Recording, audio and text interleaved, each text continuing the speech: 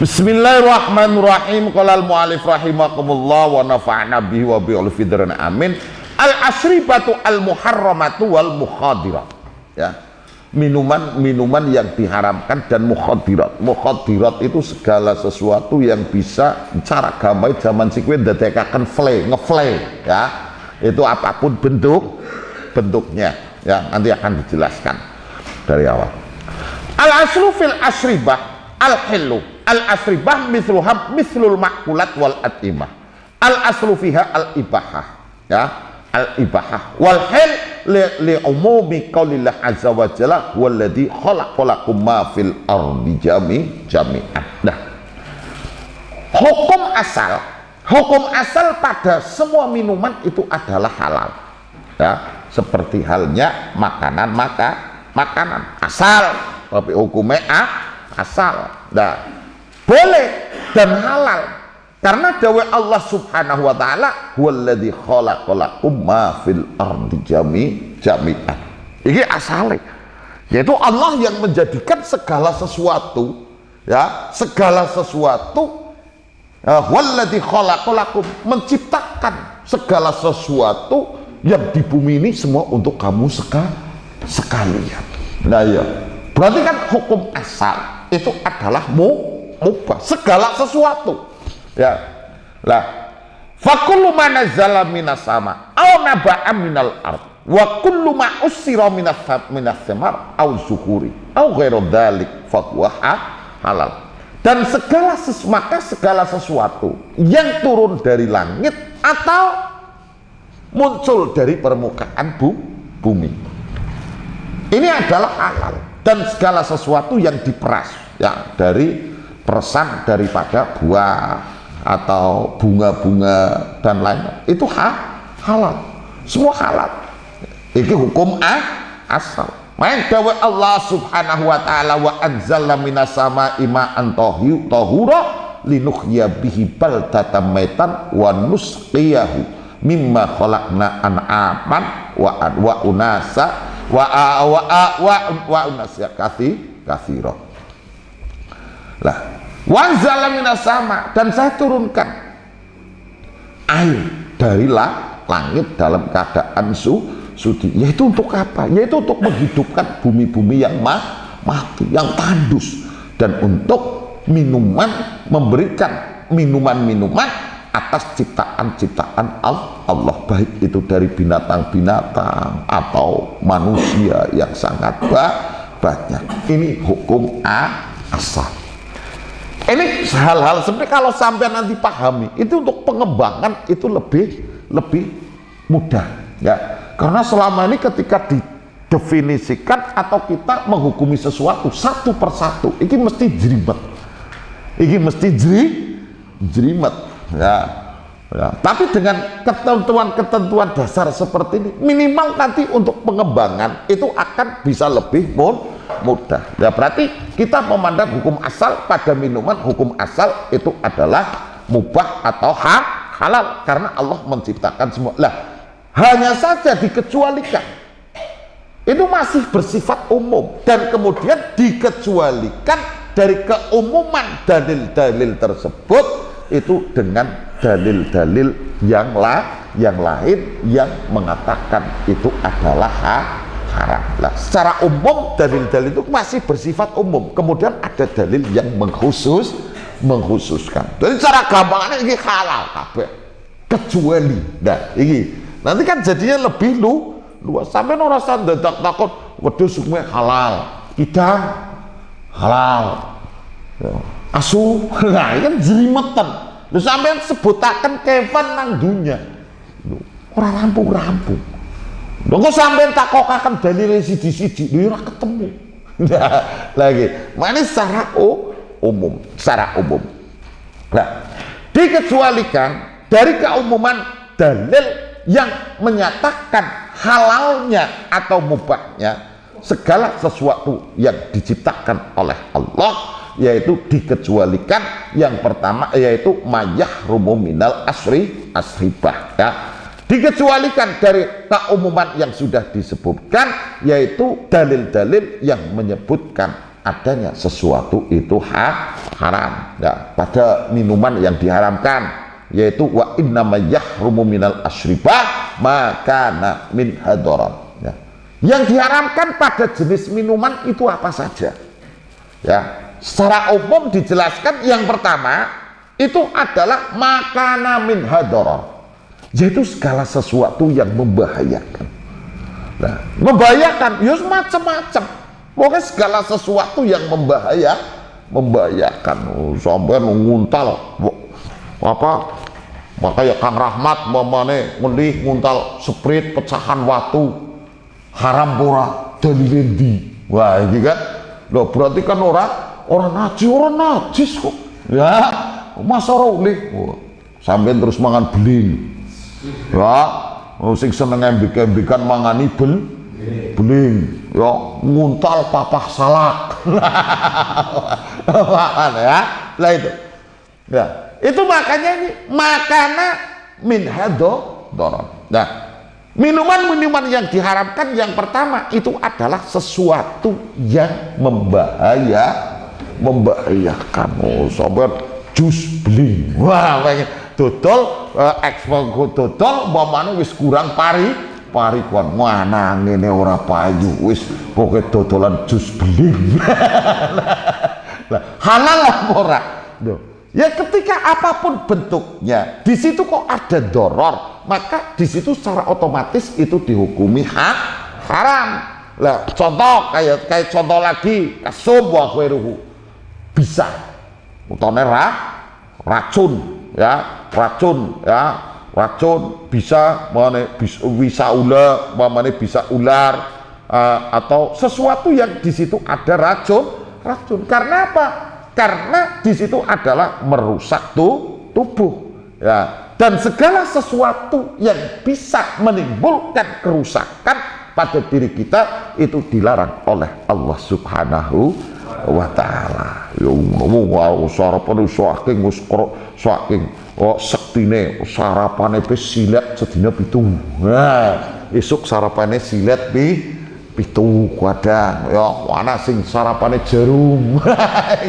Lah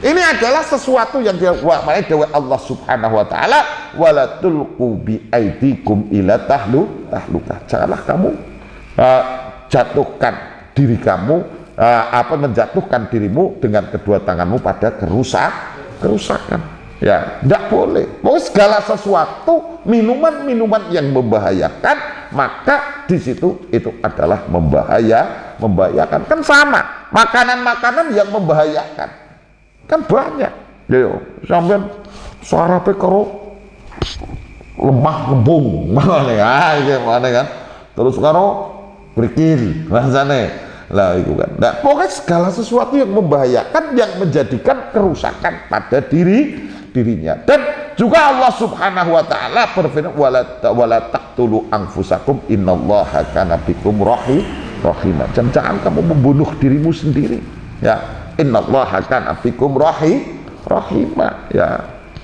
Itu yang pertama ya, gampang ya. Yang pertama, minuman itu hampir sama dengan makanan ya. Jadi yang dikecualikan dari keumuman dalil tersebut itu adalah yang pertama makana min hadaran, segala sesuatu minuman di situ yang membahayakan atau yang bisa merusak tubuh kita itu adalah haram. Jadi tidak harus kita sebutkan satu persatu, nanti Anda bisa mengembangkan sendiri. Yang kedua, makanan najsan ya, kadamil masfuh wal boli aw labani ma la yukalu lahmuhu minal hayawan ghairul insan aw kana mutanajisan kal ma'i idza waqa'at fihi najasah lima fi dzalika minad darar alal jismi wali annahu mimma tu'affihil anfus wa tastaqtir ya. Yang diharamkan yang kedua itu adalah sesuatu yang najis ya, minuman-minuman sesuatu yang najis seperti darah ya, darah yang mengalir ya, darah yang mengalir ya, terus wal baul ya, air kencing, atau susu dari binatang yang tidak boleh dimakan dagingnya selain daripada insan. Kalau manusia pengecualian, ya alkana mutanajisan, atau minuman cair yang di situ terkena najis, ya asalnya suci tapi kena najis, ya minuman apa wis terserah, ya diminum atau buat goreng kayak benda cair kayak minyak, umpamanya sampean dodolan minyak stream, ya terus kecemplungan tikusnya mati, najis ora najis. Sampean luwih tegas najise kapan paling minyak sisa goreng, tapi bar kulak loh stream nembe payu sekilo kelepon nanti abot apa orang ngomong najise ngomong najise mesti abot. Nek sisa goreng wis karuan jelantah tenang tikus buang ora masalah najis lah, tapi jejak sedrip nembe payu sekilo kecemplungan tikus mati yo najis apa? Tapi ngomong najisnya abot ngomong najisnya abot tapi tetap najis. Oke, benda yang cair yang di situ kemasukan najis. Karena apa? Karena itu adalah dororun alal jismi. Kenapa? Di situ tidak boleh, ya, tidak diperbolehkan, diharamkan. Satu, ada unsur yaitu doror pada jisim. Lah, yang kedua itu karena itu adalah sesuatu yang secara umum orang itu tidak menyukai, gigu, jijik, ya, menganggap itu adalah sesuatu yang menjijikkan. Nah, ya, menjijikkan. Lah, secara umum, lu sampean lo nguyuh dewek ora jijik. Lah, kan nek sampean sing deleng le batire. Sampean ora sado-ado uyuh, umbel sreng balangna batire. Jijik pura. Lu nek sampean ora ngalamun be karo ngupil. Jalu pile candal doletna bathuke batire. Itu sudah tidak bisa dipungkiri bahwa itu adalah sesuatu yang menjijikkan. Secara umum itu sesuatu, makanya di sini dawe Allah Subhanahu wa taala audaman masfuhan, ya, jadi sesuatu yang najis lah, seperti halnya yaitu baul, laban itu susu. Rawal Bukhari fil wudu bab tarki Nabi sallallahu alaihi wasallam al-arabi hatta fargha min bauli fil masjid, ya, diriwayatkan dalam riwayat Bukhari bahwa jadi Nabi itu membiarkan Arabi itu orang pedalaman. Nah, orang pedalaman itu identik orang yang tidak begitu memahami adab. Suatu ketika dia itu kencing di masjid, dibiarkan oleh Nabi, ya. Nah, dalam dan juga pada riwayat Imam Muslim fitoharah bab wujubi ghusli bal wa ghairi minan najasah, ya, pipis itu yang wajib dibasuh ketika dilakukan itu di masjid. Karena apa? Diperintahkan di situ wajib membasuh, ya, karena tanah itu bisa suci dengan air, ya, tanpa harus dikeduk, ya, tanpa harus dikeduk. Ini dijelaskan makanya sampean konang kebon akeh celenge iki nek mau ora ngerti hukum gelem moh ngambah kebone karena wis tau diambah celeng. Lah ketika tanah itu bisa suci, ya, bisa suci tanpa harus ketika terkena air, bisa jadi udan, ya, tanpa harus dikeduk. Lah, makanya dalam sebuah hadis An Anas bin Malik radhiyallahu anna Nabi sallallahu alaihi wasallam ra'a a'rabiyan yabulu fil masjid. Ya, suatu ketika itu dalam An Anas bin Malik radhiyallahu, Nabi suatu ketika itu melihat A'rabi itu wong desa. Yabulu fil masjid, pipis nang masjid. Nah, apa dawe Kanjeng Nabi? Da'uhu hatta idza faragha da'a bima infasabbahu alaihi. Corakan. Karena apa? Kapan ditarik mau tambah pipise iku jibrat, tambah majeng corakan sampai tutuk sekalian. Mengko kapan wis rampung guyur uyuhe nganggo Sampean bayangaken ora? Sampean bayangkan dan hidupkan perilaku Kanjeng Nabi. Jol sampean dadi imam masjid anak bocah cilik kowe ngebuke seorang dia. Lagi masjid iku lho tujuwi. Bisa bayangaken ora indah Kanjeng Nabi. Masjid nggo ngoyo, Kanjeng Nabi malah cor. Kira-kira sampean jadi imamnya terus Bu. Ana bocah nguyu. Anakane sapa dia? Kelakuane. Iki ndak dengan begitu santunnya Kanjeng Nabi dahu tinggal corakan wis jorna sampai engkau nguyuwe rampung. Ketika engkau nguyuwe rampung, cukutaken banyu siram. Nganggo banyu iki najise ilang. Nah, tapi bukan berarti engkau terus sampean membaca hadis ini terus kesimpulannya kapan ana wong nguyuh nang masjid iki berarti mengko cukup disiram tanpa memahami kronologi kondisi pada saat itu. Nah sikan kakek wong memahami dalil lho. Jadi tahu dalil ini, suatu ketika ada orang pedalaman itu masuk masjid dan kemudian kencing. Apa kata Nabi? Siramlah. Nah, kemudian ada praktekan di zaman sekarang, anak bocah cilik nguyuh, terus corna dengan diramu, ngobar rampung, siram biur. Lu tambah majeng ora karuan. Lah, berarti ini konteksnya harus dipahami bahwa pada waktu dulu itu masjid itu tidak lebih di situ hanya sekedar tempat yang dibuat di situ berlantaikan tanah ya untuk berlindung dari panas dan hujan. Nah, jadi ketika kemudian disiram tidak masalah karena lantainya tanah dan tanah itu bisa suci ketika disiram dengan air tanpa harus dikeduk, itu bisa. Tetapi sampean pahami mentah-mentah, sampean pahami dari terjemahan Nabi. Suatu ketika ada orang pedalaman masuk masjid kencing, biarkan. Nanti sudah selesai siram, ya majeng-majeng orang. Apakah terus kemudian Anda akan mengatakan bahwa dengan cara itu suci karena di situ ada dalilnya Kanjeng Nabi? Hah? Pasti sampean bener sampean dengan menjelaskan iki lho dalilnya.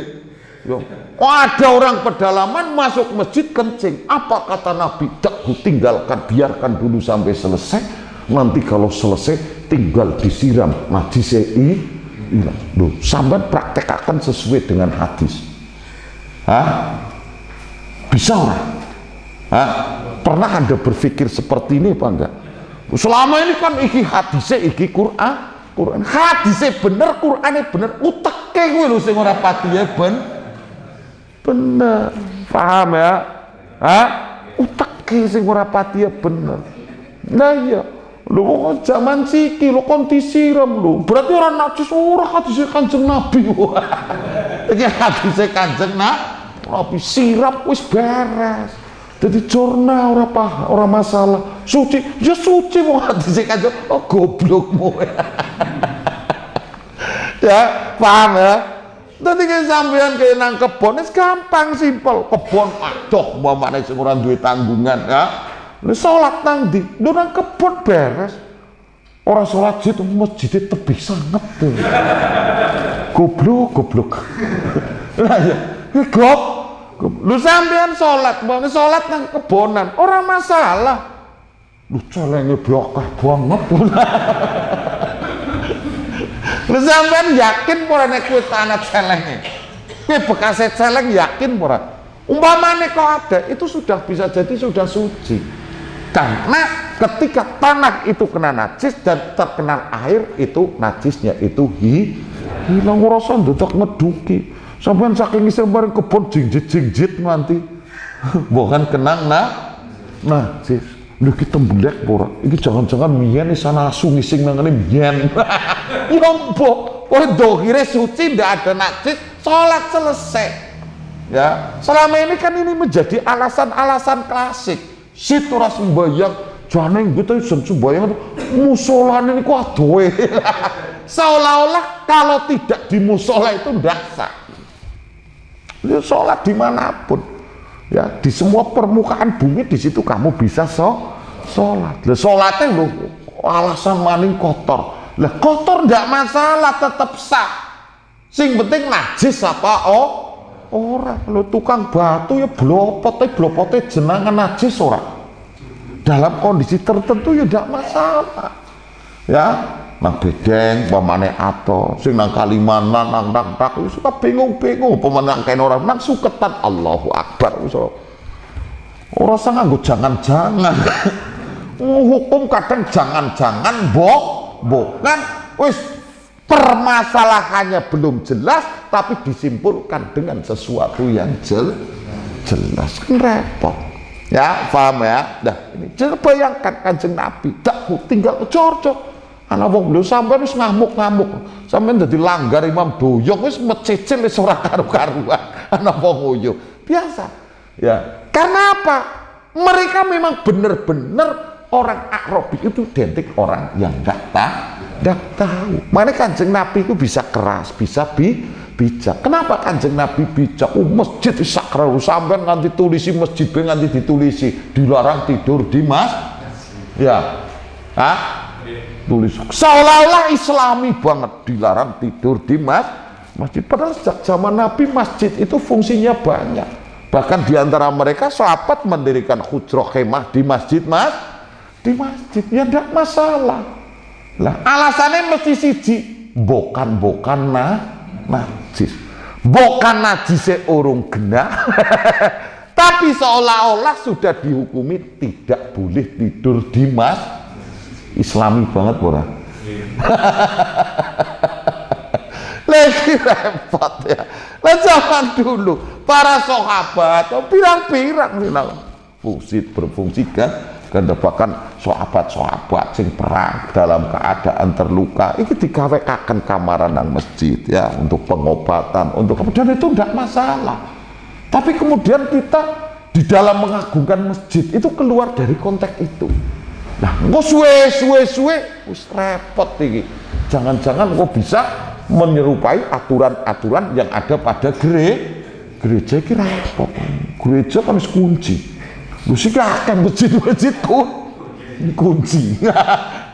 Masjid-masjid kunci dari dulu sampai wisan sembahyang nang masjid tidak masalah. Lho sik akeh masjid-masjid iki wis kunci. Loh, sing jelas pokoknya rata-rata dilarang tidur di masjid. Takoni alasannya apa? Alasannya bukan. Tapi hukum larangannya itu sudah repot. Pada masjid lagi melaku digebuk bukan garap nyong. Karena masjid tampangnya sangar. Tapi apakah sangar mesti nyolong? Ora, lu ngerti lor kidul ora gara-gara sangar wis digebuk di situ sing salah siapa?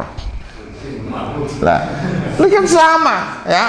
Kesannya kan Islami banget ya di setiap masjid ya, apalagi di kota-kota. Dilarang tidur di masjid. Jal takoni alasannya apa? Adakah larangan untuk tidur di masjid? Saya pikir enggak, mesti hanya dengan logika. Ya, lah iya. Lumayan tukang bangunan, kesel nyambut kesel ya, orang masalah, ya, dan itu tidak masalah. Tapi kemudian kita dengan membuat aturan sendiri itu kemudian melarang, bukan najis, bukan, nembe bukan. Ini pada masjid liwat digebuk, bukan nyolong. Ini kan aneh. Tapi apapun itu sudah berkembang. Tapi kita memahaminya ketika tidak dengan tendensi ilmu. Boleh Islami nih. Islami apa goblok ya? Jelas ya? Paham ya? Ya udah itu kemasalah, tidak masalah. Ya.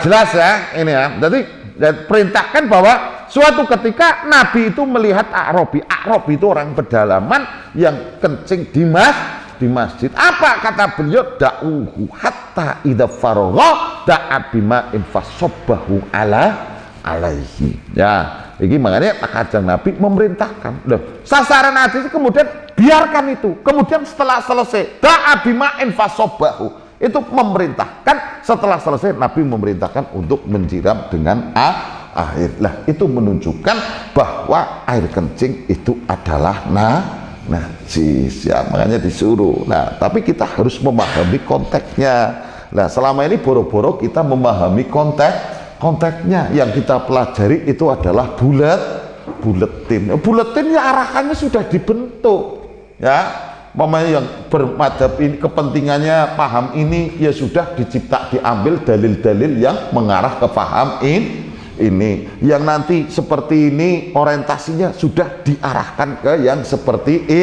ini, sehingga dalam berperilaku di tengah masyarakat kemudian cara dohire iki nganggo dalil nganggo ayat tapi kemudian diterapkan di tengah masyarakat itu kadang justru menjadi permasalahan. Sumbernya apa? Kita tidak tahu permasalahan itu ya. Makanya semakin kita tahu itu pasti akan berperilaku lebih bijak.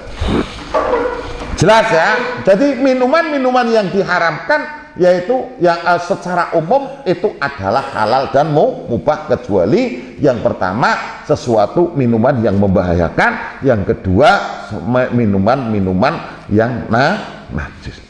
Yang ketiga, makanan muskiron, yaitu minuman-minuman yang memabukkan.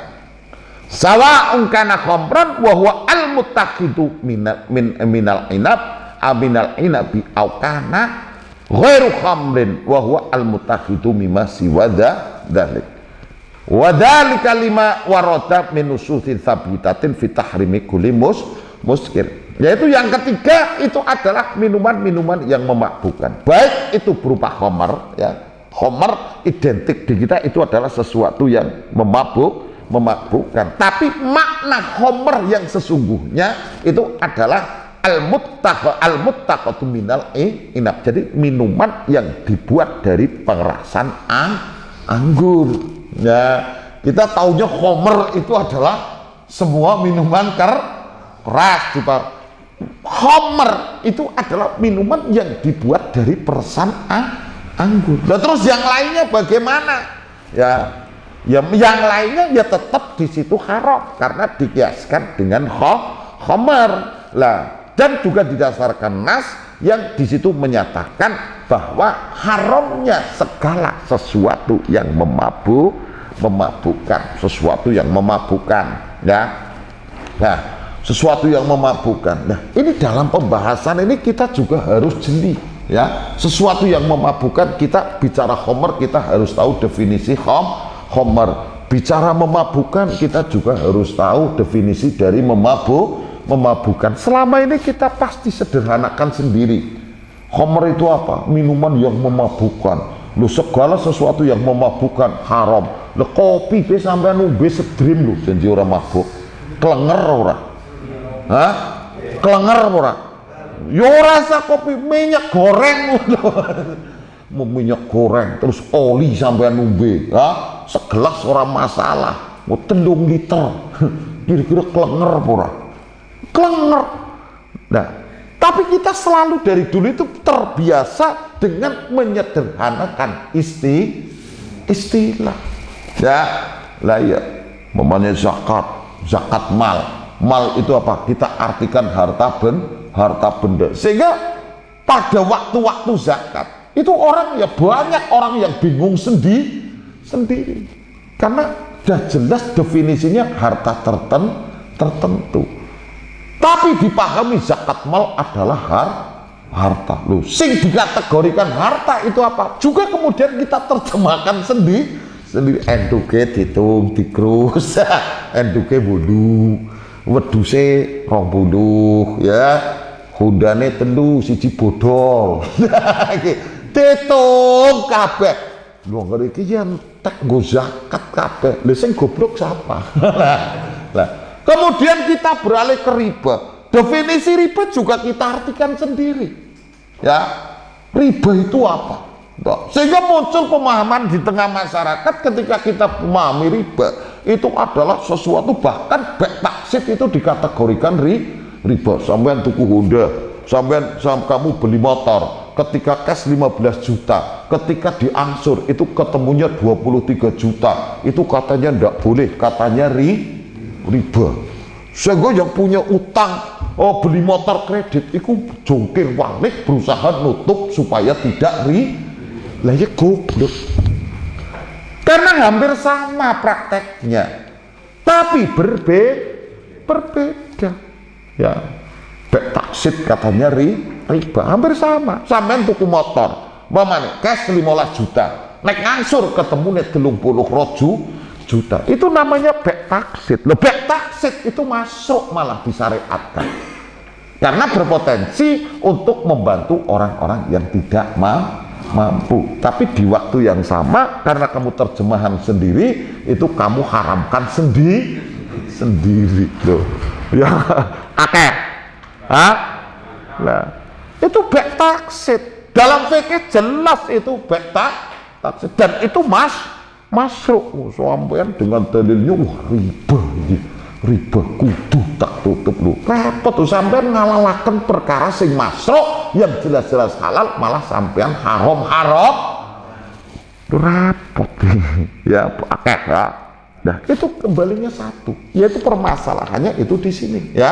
Sama, kita bicara khomer kita nggak pernah tahu definisi khomer, ya. Khomer itu apa? Kemudian kita bicara memabukkan, mabuk itu apa? Mabuk karo mendem klenger beda apa? Mabuk mendem klenger beda apa? Tapi dalam banyak hal kemudian kita memperlakukan hal yang sama. Nah iya, kan repot. Lah, berarti oli, sampean minum oli memabukkan. Bagaimana kan? Oli. Lah, bukan berarti kemudian tujuannya tidak memabukkannya. Kalau oli mungkin masuknya kategori bahwa itu adalah ya membahayakan, haram. Nggak terus aja sampean terus ngomong loh, iku nek akeh mendem, next titik ora. Nah, sampean terus bantamani lho, olilah ya pada baik. Ya sampean segelas ora klenger, jajal 3 liter. Jadi ora kemudian akan diambil kesimpulan hukum yang sama. Repot. Nah, itu yang selama ini berkembang. Ya, jelas ya. Lah, dalil tahrimil muskir, bahwa dalil keharamannya sesuatu yang memabukkan. Lah, wal aslu fi tahrimil muskirat Allah azza wa jalla ya ayyuhalladzina amanu innamal khamru wal maisir, ya orang-orang yang beriman, bahwa khamr atau khamr itu asal itu khamr itu adalah minuman yang dari anggur, wal maisir judi, ya, wal ansab, ya itu adalah berkorban untuk berhala, wal azlam, ya mengadu nasib, itu adalah keji atau min amali seton, itu adalah bagian daripada amal seton. Maka jauhilah la'allakum tuflihun, ya la'allakum tuflihun. Kita harus jeli di dalam masalah dalil atau masalah apa, ya. Makanya di situ ya ayyuhalladzina amanu innamal khamru wal maisir wal ansab wal azam rijsun min amali fastanibuhu, maka jauhilah. Jauhi. Kenapa tidak dikatakan faharam? Fastanibu. Lah, maka dengan istilah jauhilah itu melebihi dari haram, ya, melebihi dari haram, ya, karena mendekat saja tidak boleh, apalagi menyentuh, ya, mendekat tok loh. Mana tembungnya fajtani, ketika dikatakan bahwa di situ haram, bisa jadi haramnya dimakan, ya. Lah iya, lu sampean tuku peso kan tidak masalah. Tapi ketika kemudian untuk membunuh, maka menjadi haram, kan? Ya, sampean makan sesuatu, ya, fajtanibu, masih kategori haram, bisa jadi Anda masih bisa untuk menyentuh atau bahkan untuk muamalah kalau sekedar baru haram. Tapi ketika fajtanibuhu, ya, jauhilah, maka untuk kita sudah tidak ada alasan untuk bermuamalah dengan itu semua.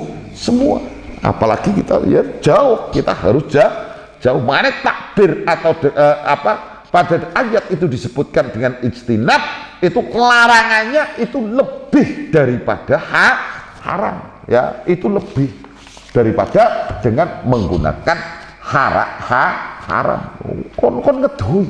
Nah, ali anna tahrima surbi la yatanawalu nahyi anit ta'amul bihi tahdiran wa syira'an wa bai'an amal amru bil istinab fahuwa tahdiru min jami'i wujuhi ta'amul bima fi dzalika syurbi wa ghairihi. Karena ketika dikatakan haram pada minuman ini, ya, itu bukan berarti haramnya itu adalah sebuah larangan untuk ta'amul, belum tentu, ya, belum tentu, atau kita jual beli di dalam jual beli. Tapi ketika dengan menggunakan ijtinab, maka itu sudah sebuah peringatan, itu kita harus menjauhi dari berbagai macam ta'amul pada barang-barang yang sudah disebutkan dengan istilah fajtanibu, ya, baik itu berupa minuman atau yang lain,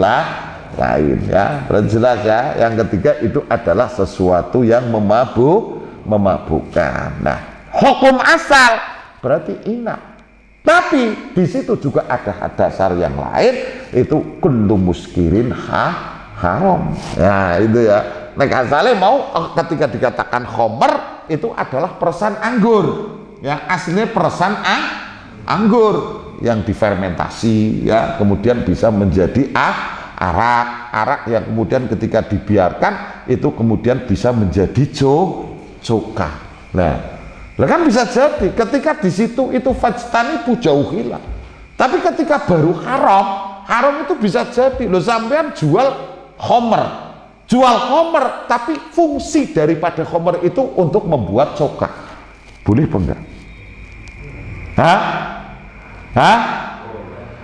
Ketika tujuannya benar-benar khomer itu berfungsi dengan tujuan untuk membuat coka, karena mau tidak mau khomer itu adalah cuka itu dari khomer, maka otomatis akan bisa beralih menjadi suci. Nah, itu kan mekanismenya. Lah, kullu muskir haram. Nah, wal ayat wa in kanat nasan alal khamri wahdaha. Lah, ketika kita melihat ayat, maka yang kita temukan pada ayat tersebut yang disebutkan itu adalah khamr, ya, yaitu khamr itu definisi khamr itu adalah minuman yang dibuat dari peresan anggur. Nah, illa anna sa'iral muskirat lil ukhra dakhilatun fi madmunin nasi. Lah, tapi bahwa minuman-minuman yang memabukkan lain juga masuk ke dalam nas tersebut. Lah, itu didasarkan apa? Didasarkan pertama yaitu liqauli Nabi sallallahu alaihi wasallam, ya, dawuh Nabi sallallahu alaihi wasallam, kullu syarabin askara fahuwa haram. Ya, segala sesuatu minuman yang segala jenis minuman yang bisa memabukkan fahuwa haram. Rawahul Bukhari, ya, fil asyribah babul khamri ma'aminal asal, ya, wa huwa albat. Wa Muslim fil asyribah babu bayani anna kulla muskirin khamrun, ya, itu jelas, itu kullu syarabin askara fahuwa haram. Yang kedua yaitu didasarkan lagi, yaitu sabda Rasulullah SAW sarihan lil maknal murad bi kalimatil khamri pada ayat kullu muskirin khamrun wa kullu khamrin haramun. Jadi segala sesuatu yang memabukkan itu khamr, dan setiap khamr itu adalah haram.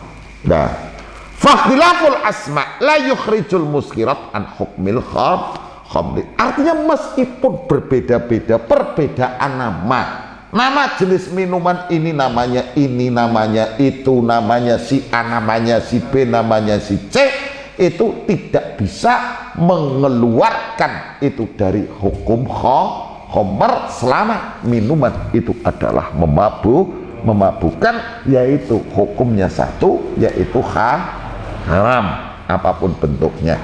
Nah, yang ketiga yaitu atas dasar apa lagi? Bahwa li'annal makna al-musabbib li tahrimil khamr innama huwa wasful iskar.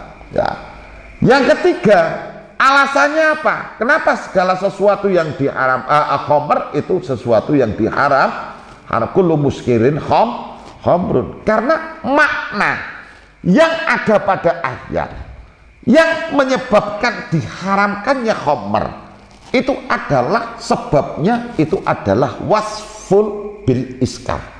Karena adanya sifat di situ yang memabukkan yang menjadikan di situ itu นะครับharam. Itu menurut kesepakatan ulama. Nah, maka fawajibun ayyastarika maha fit tahrim kulul asrifah al muski fawajibun ayyastarika maha fit tahrim kulul asrifah al muski, maka wajib bahwa segala sesuatu minuman yang memabukkan di situ adalah hukumnya haram ayyan kana asluhat duna ay tafrik, apapun asalnya, apapun namanya ya. Kalau hukum asal khamr, minuman yang dibuat dari peresan anggur, tapi dengan dalil-dalil yang lain kemudian mempertegas bahwa alasan haramnya itu adalah wasful iskar, karena bisa memabukkan. Berarti segala sesuatu yang bisa memabukkan yang karena asluha, terbuat dari apa dan apapun namanya, maka di situ akan dihukumi haram biduni tafrik ya, tanpa dengan dibedakan ya. Abu Dawud fil asli bab fitati wa Ibnu Majah fil fitan babul uqubat an Abi Malik al-As'ari radhiyallahu anhu annahu sami'a Rasulullah sallallahu alaihi wasallam an Abi Malik As'ari radhiyallahu anhu, bahwa beliau itu mendengarkan dari Rasulullah sallallahu alaihi wasallam yaqulu la yasribanna nasu min ummati al-khamra yusammunaha bi ghairi ismiha. La yasribana, niscaya akan minum umatku, orang-orang dari umatku itu akan meminum minuman khamr yang khamr itu tidak dengan menggunakan nama khamr. Ini akan terjadi, dan itu bahkan sudah terjadi, dan itu Kanjeng Nabi wis dawuh ya, dan itu akan terjadi pasti. Umat-umat Kanjeng Nabi pada ngombene khamr, tapi khamr itu tidak diberi label nama khamr, tapi sesungguhnya itu adalah khamr ya. Pada dalam fikih ini al-asrifah babu fiddadi itu habyul qafil asir fayastadu wa yusra'u iskarahu. Dadi itu biji, sejenis biji yang dimasukkan ke dalam asir. Asir itu jus, cara sampeyan ngarani ya. Fayastadu ya, terus jadi mengeras dan mempercepat untuk bisa memabukkan ya. Nisbat sekarang ya mungkin ekstasi atau al-hab itu biji ya, jenis ekstasi atau jenis-jenis biji-bijian yang lain yang itu berfungsi untuk mempercepat di situ untuk timbulnya memabukkan, dan itu sudah didawuhkan Kanjeng Nabi. Makanya simpel enak, ini sampean pak pelajari, sampean pahami beneran. Jadi di dalam masalah fikih ini tidak bisa kita menyederhanakan istilah. Jangan sampean dengar, sampean pahami angan-angan sendiri, kemudian sampean simpulkan sendiri. Ini yang berlaku secara umum. Makanya banyak orang bicara fikih, tapi jarang majelis-majelis kajian fikih. Akhirnya masing-masing menghukumi sendiri, mencari pembenaran sendiri. Kadang yuk direwangi, bingung dewek. Bahas riba orang ngerti riba, bahas muskir orang ngerti muskir. Pada suwe-suwe bahas sholat orang ngerti sholat.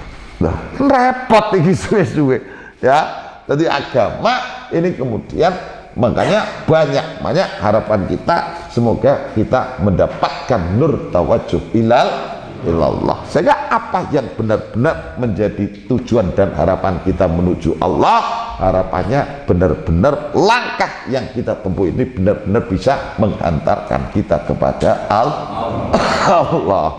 Allahumma amin. Kita tahdid ini mulai definisi minggu ngarep deh ya. Iki mau kudu mikir wis kesel repot. Wallahu a'lam bishawab. Assalamualaikum warahmatullahi wabarakatuh.